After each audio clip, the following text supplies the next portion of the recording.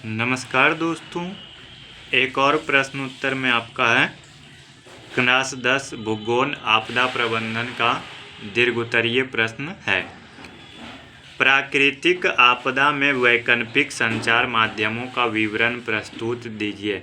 यानी आपका 3 माध्यम का बारे में बताया गया था, उसके बारे में बताना है। रेडियो संचार, हैम रेडियो और उपग्रह संचार।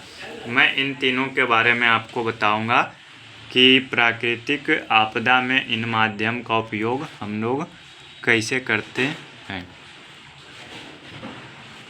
तो देखिए, इसका उत्तर है प्राकृतिक आपदा की स्थिति में, यानी जब प्राकृतिक आपदा आती हो, जैसे कि भूकंप, बाढ़, सुनामी, चक्रवात, आंधी, तूफान, ये सभी क्या है? प्राकृतिक आपदा है। उपयोग आने वाले वैकल्पिक संचार का माध्यम निम्नलिखित है। पहला आपका रेडियो संचार। क्या है? रेडियो संचार।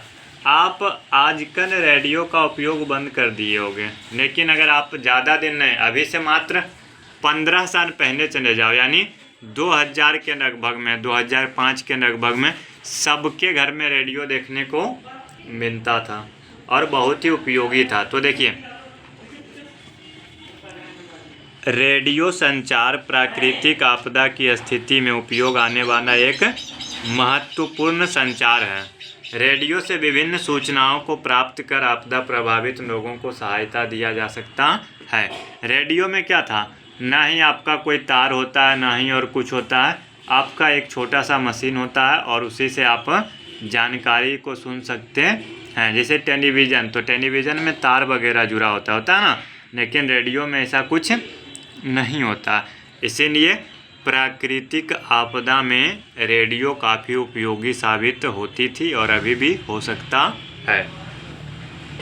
तो ये था आपका रेडियो संचार का उपयोग विवरण। ठीक है, चलिए अब मैं आपको बताऊंगा हैम रेडियो। क्या बताऊंगा?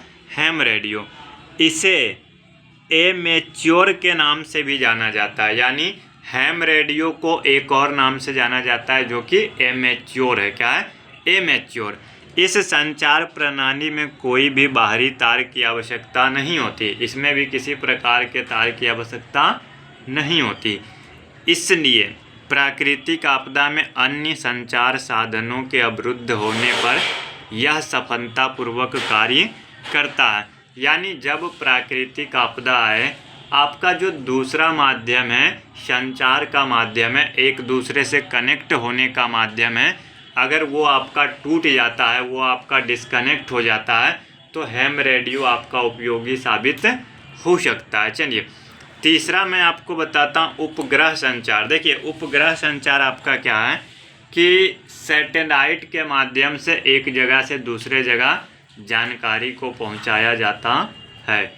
जैसे कि दूरदर्शन का लाइव जो चलता है, बहुत सारे टीवी में आप देखोगे कि अब जो है सैटेलाइट के माध्यम से ऑपरेट हो सकते हैं। अंतरिक्ष में प्रतिस्थापित उपग्रह कई प्रकार के होते हैं। ठीक है, यानी उपग्रह कहाँ पर होता है? अंतरिक्ष में, यानी पृथ्वी से बाहर। तो उसको हमारे आपदा से कोई फर्क नहीं पड़ेगा। वहाँ बारिश नहीं हो रहा है, वहाँ पे पानी नहीं आ रहा है, वहाँ पे तूफान नहीं आ रहा है। अंतरिक्ष में प्रतिस्थापित उपग्रह कई प्रकार के होते हैं। इनमें से इंडियन नेशनल सैटेलाइट, दूरदर्शन, मौसम विज्ञान, आपदा संबंधी चेतावनी एवं संसाधनों की खोज के लिए उपयोग होता है।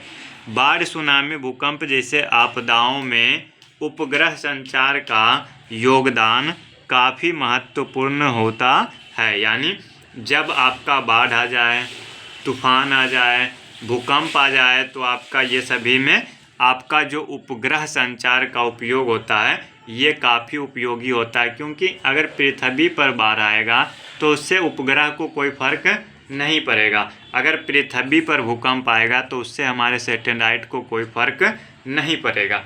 तो इस प्रकार से देखिए, मैंने आपको तीनों पॉइंट कवर कर दिया। रेडियो संचार, हैम रेडियो और आपका क्या? उपग्रह संचार, तीनों पॉइंट कवर कर दिया। चलिए, मिलेंगे नेक्स्ट वीडियो में। धन्यवाद। जय हिंद।